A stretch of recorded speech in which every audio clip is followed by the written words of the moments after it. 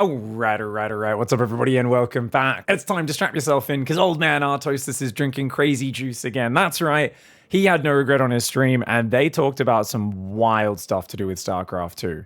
People have been arguing in the community about this for the last few days. They put out a video called SC2 Needs a Shakeup, and they said some crazy stuff. So today we're going to boil it down. Rather than watching the whole video, we're going to tell you exactly what some of the points they make are.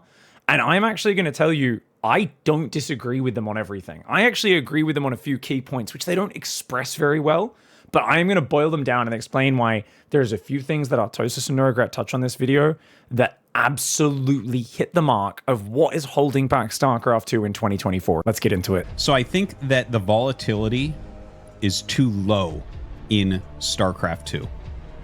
It is too likely that the better player will win because you have to have a certain amount of upset potential or it becomes very bad. So they go on and add a whole bunch of detail there, but I think honestly one of the big things is, yes, sometimes it is a little predictable. I also think because there's a limited number of tournament winners in the last 2 years, with Protoss not really being in the running to win tournaments ever since that famous 5.011 patch that I do harp on about a lot, it has felt even more so like there is less variety at the top, and because of that a little bit less, things are up in the air, right? You've got very dominant players, but, you know, you've also got one race not being represented, which I do think amplifies this. This doesn't counter his point. It just adds a little bit of context on why it especially feels bad at the moment. So No Regret mentions a little bit later a bunch of other stuff, and they have a lot of back and forth. Rather than playing you all the clips, let's just summarize it.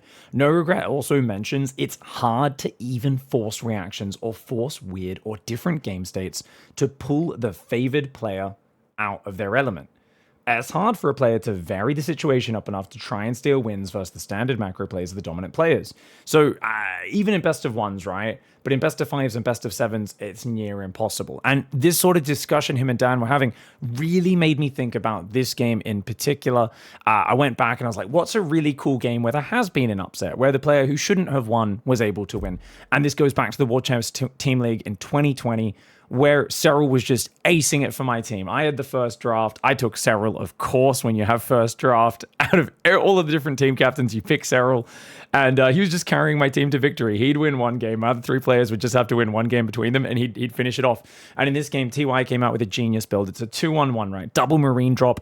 Makes it look like it might be a 2-base push or maybe just like an alternate macro play behind it.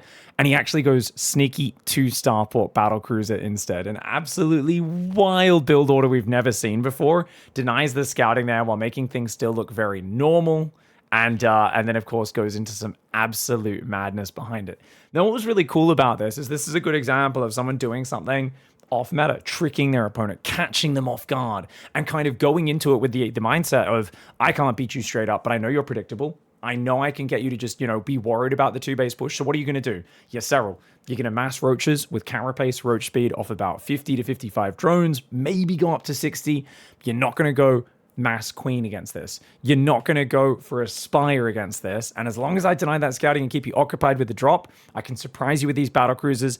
And if not win the game, still get massive damage. So you can see in this game, just to show you the culmination of what happened, Serral finally was like, why haven't you moved out? Why is there no third base? What is going on? Comes in with an overseer, sees the battle cruisers. They pop out a few seconds later, and they teleport straight across the map and start going after the drones, the queens, trying to kill everything they can. Serral is prompted to go all in because his massive ground army he's been building to defend what he thinks is a marine tank push is not going to get it done on the defense. So he goes in and, TY is barely defending with like SCVs, bunkers, tanks, this sort of stuff. And he does manage to barely hold on. He takes a lot of damage, but the battle cruisers on the other side, and that's actually the picture-in-picture. Yeah, let me hide myself, is the better thing. And you know what's really cool? Look here at the tail end of this fight in the picture-in-picture. Notice he kept his marine drop on the map, and he actually brings his marine drop in to help finish the queens off, even as a Hellion in that drop. And that was always part of his plan, was he got kind of forced to pull the trigger a bit earlier than normal, which is why the drop was late. TY was literally like, not only am I going to try and overwhelm your queens with 2 BCs,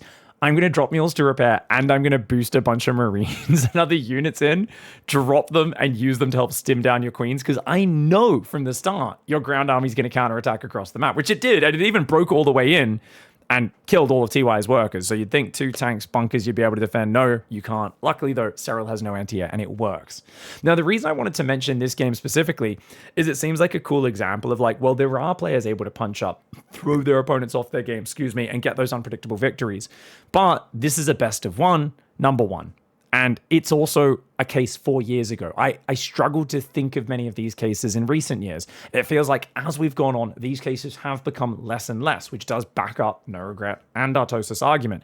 The other thing is that in this game, Roach Speed's finished at 7 minutes. That's a long upgrade. He could have made Overseer over a minute earlier, got in there, had the scouting, and had plenty of time to build spores, extra queens, and he would have been completely fine. You might think, well, there's some Marines denying scouting. They would not stop a dedicated Overseer that really tries to get in there. They absolutely would not. So this is something where I look at this, and I actually was thinking, after seeing Artosis No Regrets video, checking this VOD, I'm like, I don't know if this would work versus Modern Serral. I think Modern Serral would do the Overseer scout and be perfectly fine against this. So even this cool strategy that has this mind game, make you think it's Marine tank, trick you with the battle cruisers, didn't scout it at all until basically the trigger's being pulled, completely caught off guard. Modern Serral, in the same scenario, everything the same, doing a very standardized response, actually, I believe, would defend this. So I think this all kind of does back up that argument a little bit. Okay, so the next point the guys make is really, really poignant. Listen to this, what No Regret says here. Yeah, people like Serral, they're able to defend basically everything. They go into a late game that they know they're favored in because they have the most experience and are the best there. And you basically get the same outcome over and over and over again. There really isn't very many ways to punish a predictable playstyle, right? Mm-hmm. Normally in StarCraft, if you have an expectation that someone's going to play a certain type of way, you should be able to combat or abuse that. That's not really possible anymore. So that's a huge point. This is an absolutely massive point. And it is something where I do think if you look at modern StarCraft right now, there definitely is the sort of feeling from me that is your opponent going to rush a third, a natural base, then a third, then a fourth, then a fifth base? Almost every game at top pro level? Yes. Are they somewhat predictable? A lot of players in playing very standardized, familiar builds? Oh yeah, Clem, Max, Serral, Maru, lots of players. You can predict the build they're going to do, but they're so solid, and it feels like rather than there being a way to counter it, it's just, well, I'll also play very greedy, and I'll also take a fast third and a fourth and a fifth. And it's become very much, we see mass expanding and rushing to the late game seems to be an incredibly well-rounded and predictable style that has very few direct ways to punish it. Don't get me wrong, I'm not saying every game's exactly the same, but I'm saying even when you are doing something aggressive, you're still usually expanding behind it, and there isn't quite as much impact behind those moves. I think we need examples to really point this out, because otherwise, what are we doing right now? It's very hard to explain this. Let's look at some actual gameplay. Actually, Dan makes a specific point, which we can use as a gameplay example. Listen to this next bit. Or knowing Serral will play a certain type of way, you can watch Serral's replays, does not help you, really. Yeah. Actually, I believe it was at the last Katowice I casted. Creator went up against Serral, and I was actually betting on Creator to win because his PVZ was top of the world PVZ at that moment. And he actually did like a charge lot all in that Serral completely didn't scout, and he still held it. Yeah, he completely was not ready, and he like dragged a couple zealots in the wrong direction with the roach and held it, and it was just like, well, that seems silly. This actually did happen. This is so funny because I remember him betting with Rotterdam. He's like, your boy's going to lose to my boy Creator. Rotterdam was like, you're insane, Dan. All right, so this game was actually from Gamers 8 2023. I think this was August. Yeah, August 2023. Creator vs. Serral tied at 1-1. And I remember watching this game and actually thinking, damn, Dan was right. Like, I really thought Creator was going to win this game with the way things went. So to run you guys through what actually happened there and this whole idea of, you should be able to punish predictable players, but there's very limited options. Creator opens up Stargate, goes for a Phoenix to completely shut down Serral's scouting.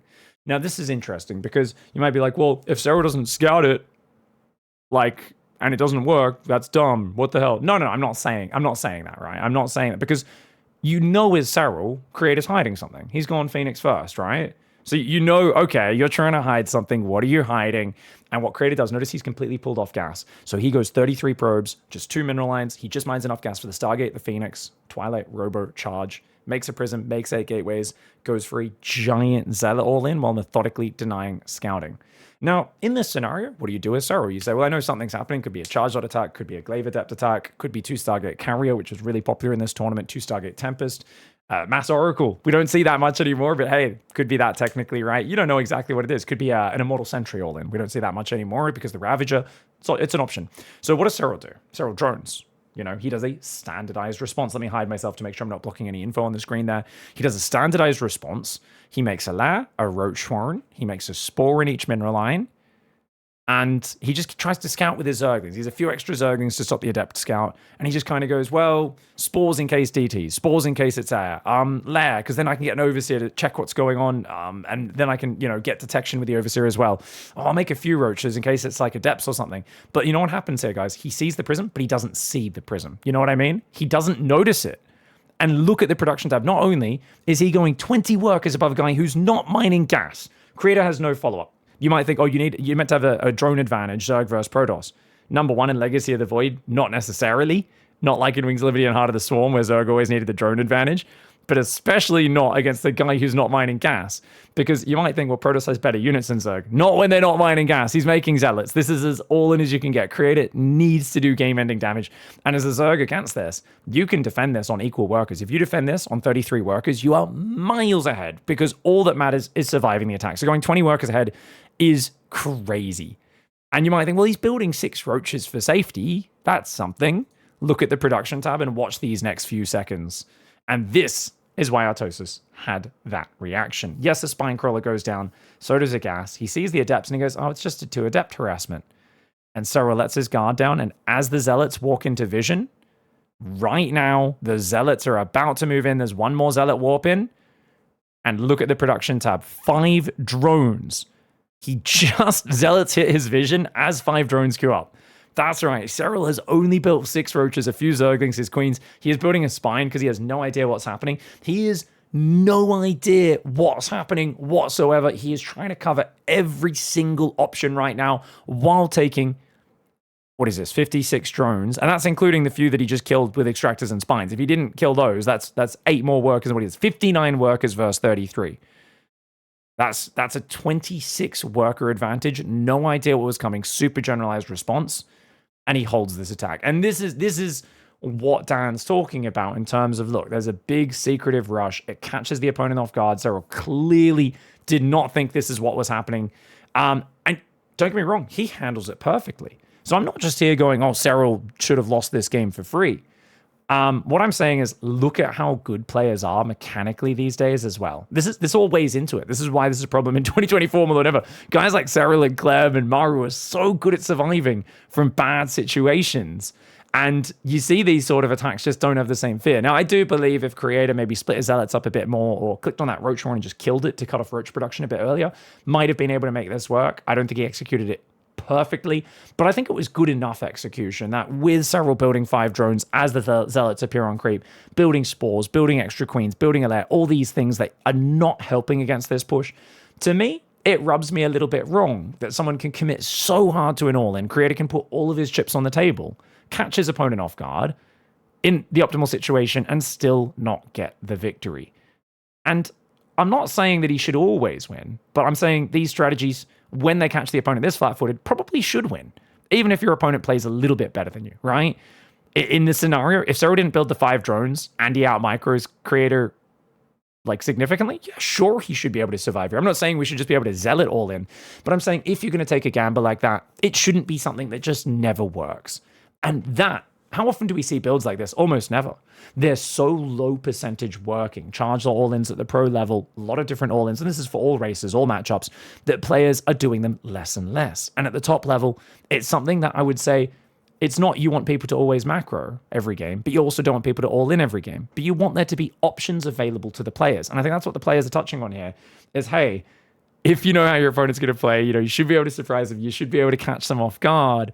And if you do catch them off guard, you should be rewarded for it. There should at least be a little bit more fear and respect for these builds. And it feels like they're so weak right now at the top level, they don't garner a lot of respect. And players are able to just kind of do their standard thing, react once they see what's happening at their base. And even when they're caught without any sort of strategic response, they can just macro and micro their way out of it because they've already got such a good economic base and such good fundamentals. So I would argue on this point, we do need to make those gambles more viable. How we do that? Something we can talk about later. Now, since this is such a huge thing and a part of their argument, right, that they go back and forth on and they talk about in many different ways in this video, let's look at another game with a bit of a different example and a different matchup.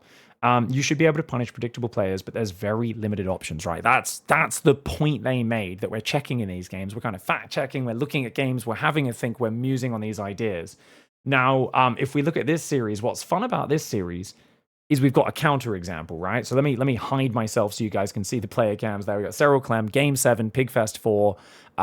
When was this played? What was the date of Pigfest 4? That's September 30th, 2023. Absolutely have to host another one, guys. Hopefully we'll be setting that up in the next few months. Okay, so with this match, right, it's a counter example because Cyril isn't the guy playing standard macro. In this series, and ever since late 2022, Cyril's actually the one doing gambles versus Clem. Clever gambles, switching up builds, trying to kind of gamble and cheese and catch Clem off guard with all sorts of wild strategies. He was constantly trying to create asymmetry, create differentiation in the strategy, because playing Clem front on was not working for Cyril. Ever since late 2022, when Cyril lost 3-1 to Clem in the EU regionals, and he just felt like he could not win a straight up Ling Bane game versus him, we've realized Clem is too fast. Even Cyril, one of the most gifted players and most talented players, basically was saying playing a standard Ling Bane game versus Clem doesn't work for me. Whether that's a balance issue, a map design issue, Clem being just too good mechanically for him, which I think is kind of the main thing. Cyril said, cool, I'm going to do what any StarCraft player does when they're playing someone who's better than them. You're really predictable. Clem is super predictable. I'm going to take advantage of that. And he was doing so many crazy builds. It all started with Eric, the Brazilian player, came up with the 15-15 build. I asked a lot of pros about it, and Cyril was one of the most open to it. He said, this is actually looks really promising. I'm going to experiment with this. When a lot of other pros shot down the build when I first showed it to them and said, have you guys seen what Eric's experimenting with? Cyril went and took it to a whole new level. And off of that opening, because it sacrifices a third base as fast to get faster tech, he went fast tunneling claw roaches, wrecked Clem a bunch of times, Nidus worms, 2-base roach pushes, all sorts of crazy stuff. And it culminated here in Game 7, Pigfest 4, with him beating Clem with what looked like a roach push, because he'd been doing these 2-base roach queen pushes, but he was actually sneaking a Spire up. And his muters have just snuck out. Clem has no idea about it. While this is all going on, they sneak into his base, do massive damage. Cyril gets momentum and starts to crush this game. We can fast forward a little bit here. So see the muters fly in, catch him completely flat-footed, Marine stim into the main, Cyril rotates them, starts picking off heaps of SCVs, gets a massive amount of damage. And you can see behind it, he's got a 4th base about to go down. It just started. And if we fast forward to let's go to 7 minutes and just benchmark this. Look, 7 minutes. Cyril is about to be at 72 workers. 1-1 upgrades on the way. Infestation Pit almost finished, so we can go straight to Hive and then just tech straight to either Lurkers or Ling Bane, whatever he wants to do after this. I think he ends up going a quick Lurker, sort of Roach Hydra Lurker Viper play. He's going up to almost 80 workers. This is after a cheeky sort of cheesy play. So what's interesting is what we see more with the very successful at the highest level, cheeky, cheesy, gamble plays, the I'm going to punish a predictable opponent. The best plays in Legacy of the Void are like this one here, where it's a modified macro play. Cyril sacrificed his 3rd base being down as quickly as normal. He actually still, at 7 minutes, was at above 70 workers. He's still got a Hive that's going to be finishing at about 8.5 minutes. And you kind of realize, wait a second. So the best cheesy, cheeky, kind of gambly plays here, the sort of ways to punish your opponent, do actually come off a massive economy, right? These are still modified economy builds. So what you're doing is you're looking for ways to disrupt your opponent with your tech. You're looking for ways to find damage, throw them off their game, catch them off guard, but you're still almost always at the highest level, building your economy extremely quickly with only minor deviations. And that's something that's going to be a big point of what we're talking about as we continue this video and talk about some of our Tosis and No Regrets other points. Just to finish up here on this point, I think the further you go back in time, the more you'll see someone committing to really fast muters and going all out on a Mutiling Bane 2-base all in, right? You'll see a Terran player going all out on a surprise, battlecruiser rush or something crazy, a Hellbat timing that's insanely heavily committed and trying to all in the opponent, a Protoss player going all out on an Immortal Sentry.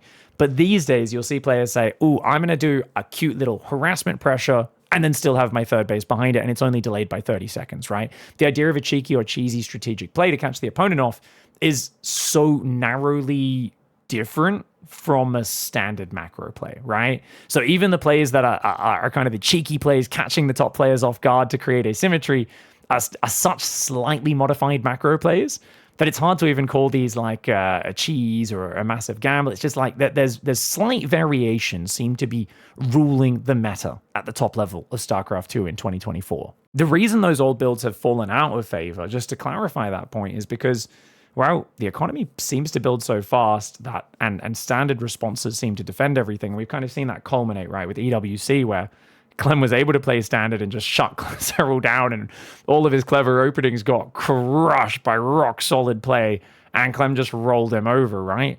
And we'll see if that continues or not. But either way, I think we've made our point here that you do see less crazy all-ins these days. Even the more wild plays, definitely you're incentivized to be a bit more conservative with it. You're always wanting to build economy very, very quickly, and that pretty much never deviates. All right, so on the point of there needing to be more randomness, which these guys bring up a bunch, and things to try and shake it up so the game's not quite as predictable. We have more of those upsets, those TY versus Errol moments, or those Oliveras taking down Hero and Maru moments, and these sort of things that do create a lot of excitement in the game, and that, you know, it isn't always a foregone conclusion when you watch certain matchups. They also bring up the point of maps. You know, even gold minerals and gas, like, we play around with them, but every now and then pro gamers decide basically that they don't like it anymore, and Blizzard's like, okay, or whoever chooses the maps slowly removes them. All the really fun maps get banned 24/7, right? Yeah, like we never see fun maps. Nobody wants to play them.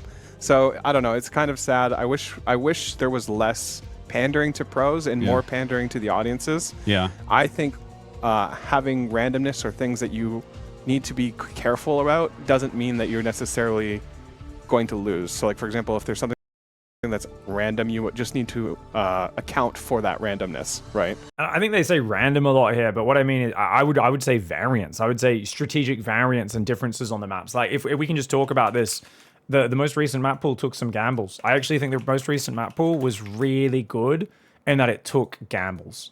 And anyone who's watched my stream recently knows I hate the most recent map pool. So how can I hate it but also think it's good?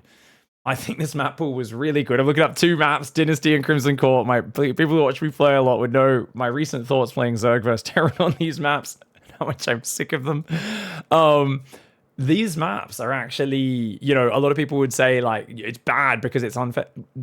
I said Dynasty was really bad for ZVT, probably unplayable pretty early on. You know what happened, guys? The pro gamers came out, and we saw Dark, Shin, Reynor all find ways to beat Terran relatively consistently on this map, to the point where Dark has an amazing win rate on this map. An amazing win rate, right? We see people taking the gold base from the outside, doing all sorts of weird rushes. Shin would take the gold base, do a roachling all in. Dark's famous single roach goes and harasses behind the gold. The problem is, yes, the matchup was quite unfavored for Zerg against Protoss. So Zerg had to kind of veto it in that matchup. So you could say, oh, that's bad. You don't want to keep that in for too long. But it created great games in Zerg vs Terran. It was very exciting. There was a small time in ZVP before people had figured out people were proxy hatch spine rushing the enemy's gold base. Like, we actually got a lot of very interesting games for the viewers, and it created a lot of variety and some upset potential as well. Now, I'm not saying you want the games to be imbalanced on purpose. What I'm saying is you want to do things that are a bit more dangerous, like having a weird in-base gold that's exposed from behind. You want to throw these mechanics in. You want a map like Crimson Court, where you've got two narrow corridors with all these weird mineral walls and this rich gas on the high ground, but it's very dangerous to take. You want to experiment with these things, but once you get 4, 5, 6, 7, 8 months into a map pool, it gets so figured out that it does get very frustrating, because players are so good at figuring out the optimal way to play, finding the standard way to get ahead, and the imbalances of those maps become way too in your face.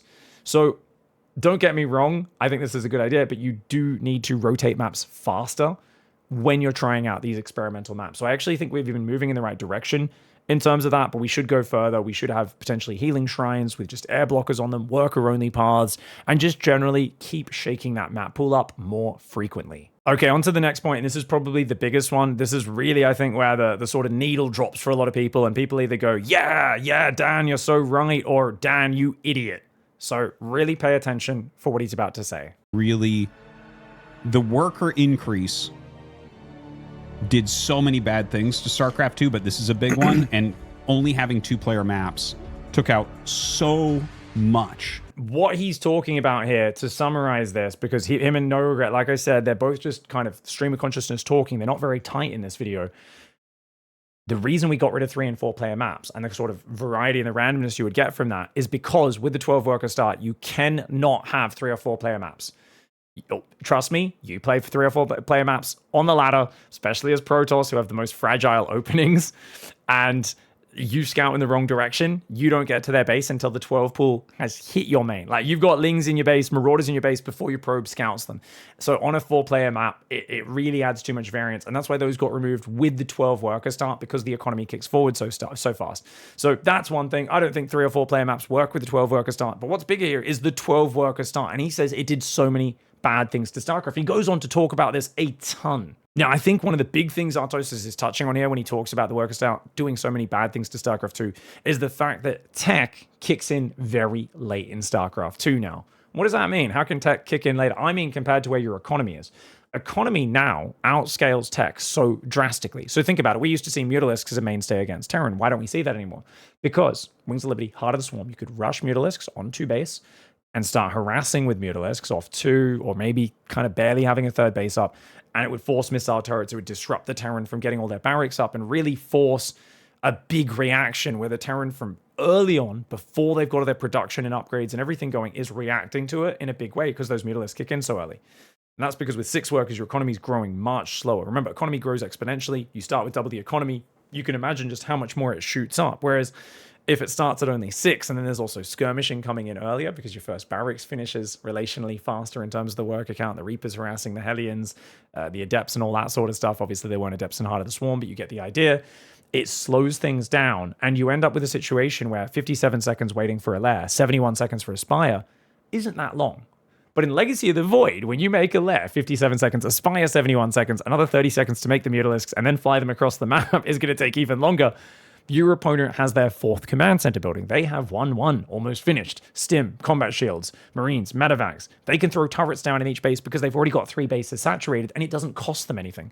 Building 4 to 5 missile turrets when you're on 3 fully saturated bases, you just shrug your shoulders and go, it doesn't even matter. It's not even a dent or a dimple. And this applies in all situations across all of them. It's the same reason why if you try to do a Hellbat timing and you go, I've got my sharp Hellbat timing, let's go for this. Let's get in there. I'm going to rush a battlecruiser. And the Zerg's like, I have just literally built drones and I have 10 queens and it beats everything because the economy scales so much. And if you just keep your economy purely mineral focused, which is kind of a hack for Zerg versus Terran in the early game, you just make a billion queens and they beat everything. And the reason Zerg can afford to do that is because your economy scales so quickly. You can just make so many queens. You don't need a specific response. So it's not just the ubiquity of the queen being a good all-round unit. It's also the fact that you have such a ridiculous start to your mineral income. Those techs don't hit early enough to really be that impactful. And this goes in all different matchups. Don't get me wrong, tech still matters, but it's more about, like what we saw with Cyril, sneak some mutas out, do some damage, get some momentum against Clem in that game and use it to just still establish a big economy lead behind it, right? It's I'm going to throw you off your game, get a bit of damage, catch you off guard, and now I'm a little bit ahead in the macro game, right? He's still macroing pretty damn hard. He's just delaying his macro a little bit. But if you make any significant cut to your economy, say you delay your natural to do a big attack, or you delay your 3rd base, you become so all in so quickly. And unfortunately, it's not strong enough because by the time that tech, whether it's a Baneling Nest and Ling Speed kicking in to do a Bane Bust, or whether it's a Spire, or whether it's Charge kicking in, and like the classic, the Creator example, Charge and Prism getting across the map, by the time that kicks in, your opponent builds so much economy, and with a standardized response going, you just haven't taken a 3rd at the normal time, can manage to stop that. So tech is a nice addition that flexes your play in a certain direction, can give you efficiency and advantages, but it doesn't force massive reactions from your opponent anymore in 2024, ever since that 12 worker start. And this is one of the biggest things is you don't see the interplay of, he's going mutas, I need to shift in this direction. Oh man, he's going for a quick 3 rack, so I got to shift my whole tech in that regard because the stim's coming out earlier. There's a lot more sort of standard situations where standardized responses can do things, and you just make little adjustments here and there rather than the big adjustments that we had in yesteryear where the threat of those techs was way scarier. In effect, this rewards standardized play that rushes 3, 4, 5 bases every single game with minor variations that add flair and flavor and do still express skill and interesting creativity and strategy, but not as extremely as they do with the slower worker start. Now, keep in mind, we do have the 12 worker start for a very good reason, guys. We changed to 12 workers, and it has made the game consistently get to a back and forth mechanical micro and macro war. People used to complain the early game was sometimes boring, different things would happen, but basically, like, getting to a consistent, hey, I've got an army, you got an army, we're fighting in multiple areas, watching the athleticism of StarCraft 2, if I dare use that word. I know sports fans will get mad at me, but it's speed, it's mechanics, it's pure like war, multitasking war. We get to that so consistently, right? The athleticism of SC2 in 2024 is unmatched. You can watch any game of Raynor versus Clem from the last few years. It's insane. Like, it's just so fast. It's so nonstop. And it is a beautiful form of StarCraft. Like, I love this StarCraft. This is the best thing we got from the 12 worker start, is consistently getting games like this. Like, don't get me wrong, you'd still get exciting, fun games between Raynor and Clem and Max Fax and Clem and this sort of stuff, but you more consistently get to this big, like, fighting over the map, 5-base versus 5-base war that's just so fast, and the micro and the franticness. You can feel the sort of wrestling match nature of it. So you can really feel there are big advantages to the 12 worker start. And moving away from this, you would lose a little bit of that. So looking at these games, though, you could argue that it does lack a little bit on the strategy in terms of it's a lot of the multitasking, micro, tactical acumen, but just multitasking, speed, athleticism that decides these Clem and Raynor matches. And it does maybe lack a bit on the strategy, the build choices, and those sort of things deciding games. You do end up seeing the sort of same game again and again, and it's decided by who's faster, who's more on point. And whilst there are some cool gambles and little plays, it's very tactical. It's not very kind of high level build order choice wise, right? It's not very, I'm going to force a super duper asymmetric position with my build order, with my strategy. And this also ties into the idea of, well, as No Regret and Artosis were saying, can a lesser favored player punch up against someone? Well, if you're playing Clem or Raynor, doing that, no matter how clever your strategy is, it's not going to make up for you being a certain level of speed behind them in this sort of game, right? So you could argue that actually this 12 worker start does lead to more predictable results where it focuses more on mechanics rather than strategy. And that's always going to favor certain players, of course, as you would imagine. Strategic players aren't going to be able to play as well here. Guys like Lambo and Harstam going to be unfavored. Guys like Clem and Raynor going to be favored. Yeah, brains over brawn or brawn over brains, depending on which way you go with this. Okay, so at the end of all this, while we still have this beautiful Clem Raynor gameplay on screen, let's talk about my thoughts. What do I actually think about these issues, guys? I've already, I think, shown a little bit in my analysis, but let's talk about specifically. What should we be doing about these things? Are they actually problems? Yes, clearly they are problems in my opinion. I do think most of these points they've made in the way I've summarized them, because they didn't express them that clearly. They're kind of like, we need more RNG, I think. And I'm like, no. We need specifically more strategic variety and chances for the player who outthinks the opponent to win. I don't think that needs to be called RNG or just gambling. That could just be literally, my opponent's predictable. I should be able to punish them. I should be able to use good strategic understanding and clever build orders to get an advantage. It shouldn't just be about multitasking and micro. It should be about the intersection of both. It doesn't mean you should be able to win just by being smart and having no speed, because speed, skill, multitasking, micro, macro is a big part of StarCraft 2. What I'm saying is that we may have gone, no, not may have. I will be firm on this. We have gone too far in the direction of it being a multitasking war and not being about that. I was speaking to some pro gamers, and a few of them agreed, even though they said, look, I don't want the 12 worker start or any of this other crazy stuff Artosis was talking about. They did say, it is a bit more real time than strategy at the moment. StarCraft 2 in the modern day compared to the older days, it's definitely moved more in the realm of real time rather than strategy. And I was not expecting pro players to say that. So that was kind of shocking. I do think we need more frequent maps to solve this, guys. I think more frequent maps and more dangerous map designs, continue with what we've been doing with Dynasty, Crimson Core, these sorts of crazy maps, but rotate them faster, do more of them. And I don't think QA is a problem. I thought, maybe you can't QA maps fast enough. Map makers are willing to volunteer their time. So please, whoever's in charge of maps, reach out to the map makers. They're often frustrated that their maps are getting on ladder with changes, bugs and fixes that they've already implemented, not on them. And they're like, why are you using this version of the map? I've made a version months ago that fixed all these issues. What the hell? Why is the broken version of my map going on ladder? Oh no. So I do think there should be a bit more liaising with the map makers directly to QA their maps and to get the most up-to-date versions of them and get them out more frequently. If we could have a map pool change every 3 months, honestly, it shakes up the game enough, creates enough variety and adapting. You're already going to favor those players who are a bit more creative, a little bit more in that regard, and just make the games more interesting and fresh. That would be huge. And with a company that supports their game, how easy would that be to do? Likewise, larger balance changes. I think also in the same vein, if we had a company that actually supported the game, larger balance changes, take bigger risks, shake things up more.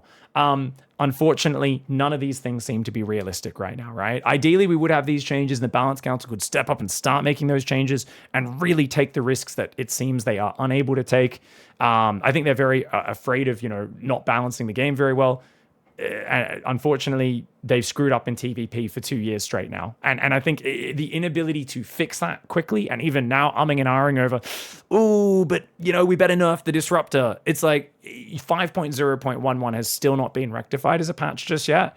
And I feel like there's been a lot of trust lost in that regard. Whilst there's a lot of good changes coming in from the Balance Council, personally, I'm not sure that they are going to be able to solve this. And without Blizzard actually paying people to balance the game, or even updating their game quickly, because sometimes I think maps are ready and Blizzard just doesn't update them, even when they could as fast as they could, because they just have so few resources allocated to StarCraft 2. Because none of these are realistic right now, I'm going to propose that we actually follow Artosis' crazy argument of going from 12 to 6 workers. Now, before you all shout at me, and I know you're all about to shout at me, calm down, hold on.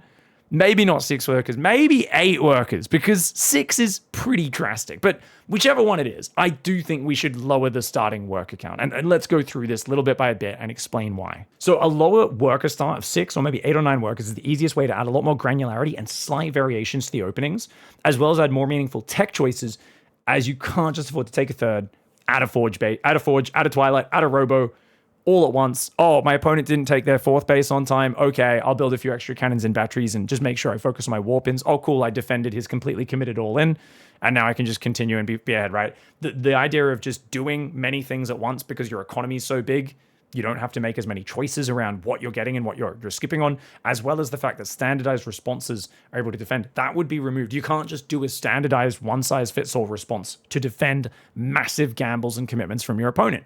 You need to scout them, you need to react to them, and you need to play around what your opponent's up to in the game. There are downsides and upsides though, guys. So let's talk about the downsides first. If we were to go back to, let's say, 6 workers, for example, though, like I said, I think 8 workers is probably more viable, a bit less extreme of a change. What's that going to do? There's going to be a slower start to the game. It's going to be more boring to play, more boring to watch. And that's jolting. When you first get in there and you watch a game, you go, oh, nothing's happening for an extra minute or 2 at the start, especially if you look at old Heart of the Swarm Wings Liberty videos, because this game timer on the right side goes at a different speed. It goes at 1.4 times speed. It looks like, whoa, we're 20 minutes in and it's nowhere near a 20-minute StarCraft 2 Legacy of the Void game, even though that 20 minutes there actually only reflects about, I'm not good with maths, guys, 14 minutes.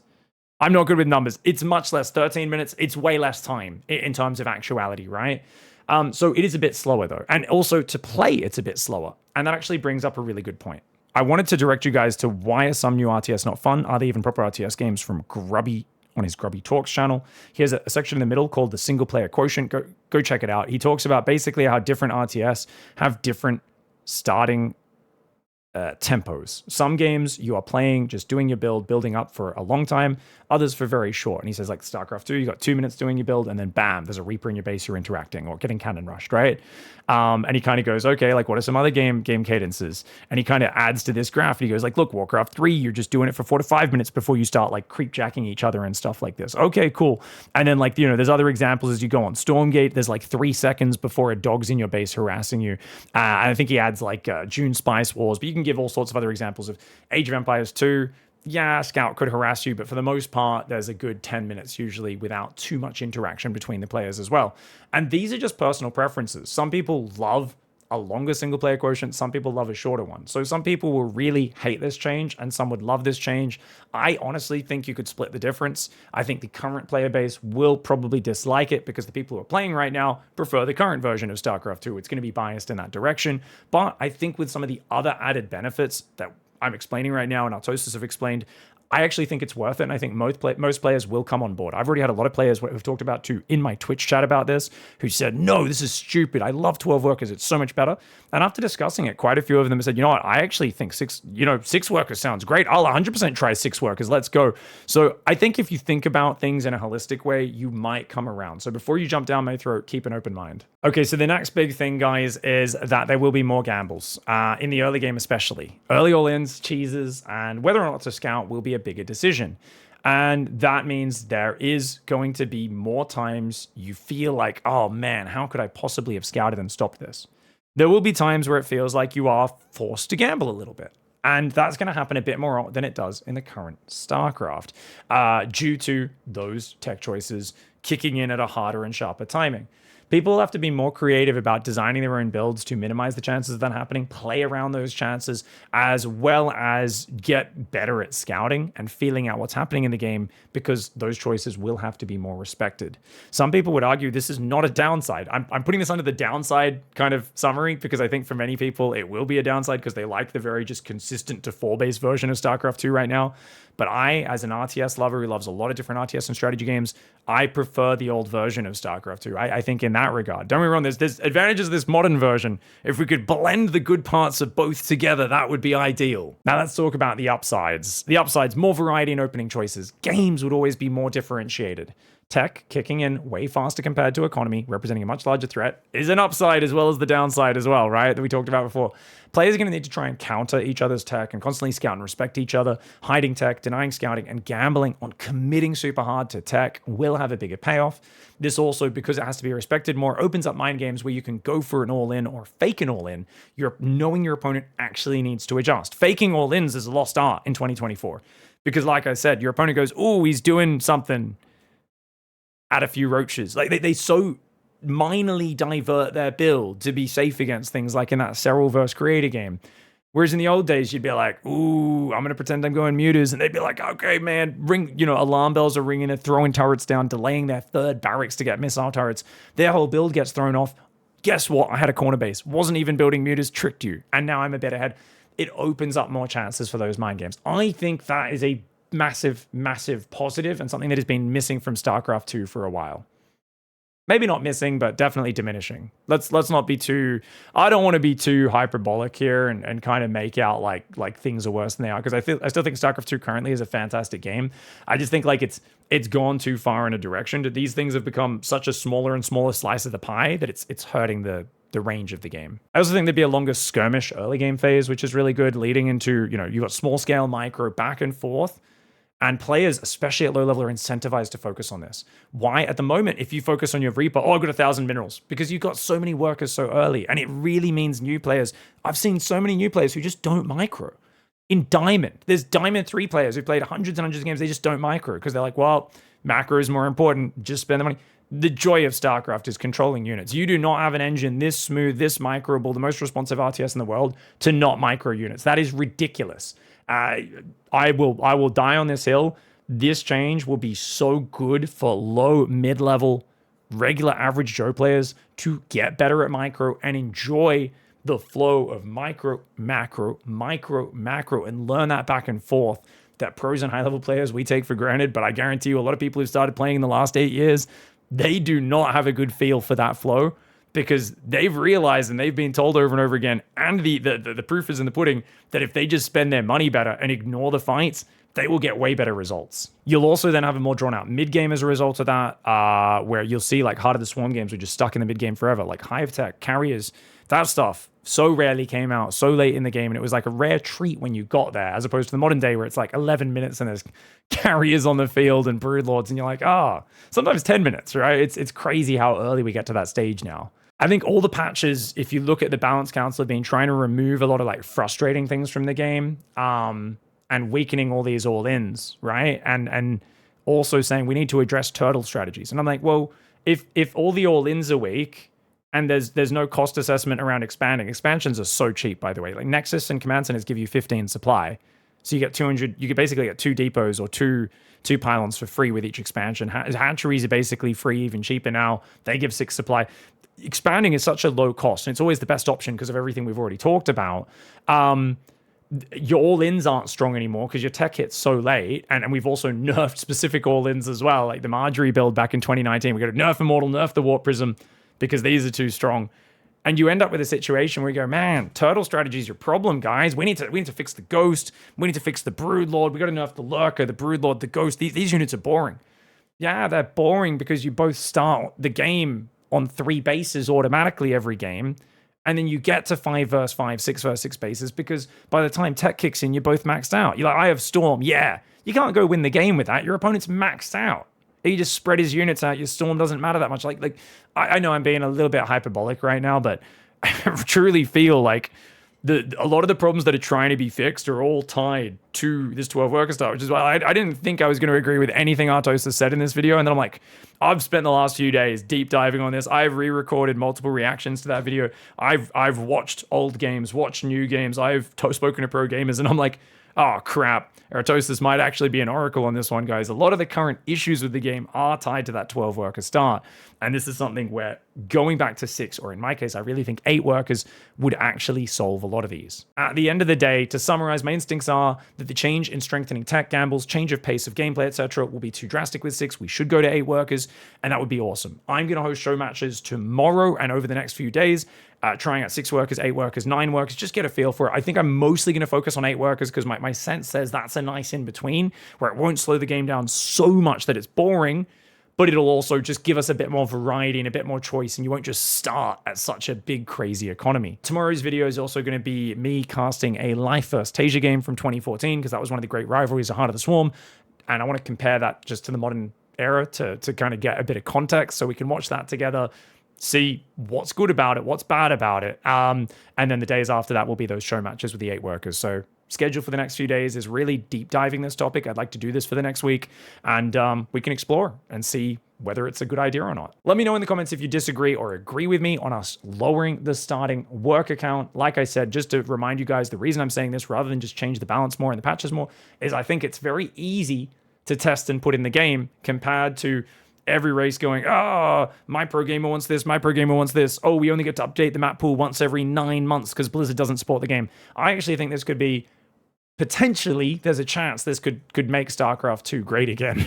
And it could be fantastic. So let me know if you disagree, agree, anything I missed. I look forward to discussing this idea with you guys, learning a lot from each other. It is a pretty wild idea. I do expect a lot of kickback, but as long as we can keep an open mind and learn from the discussion, then I think it's going to be really beneficial. Thank you so much for watching, everybody, and have a great day. Goodbye and good night.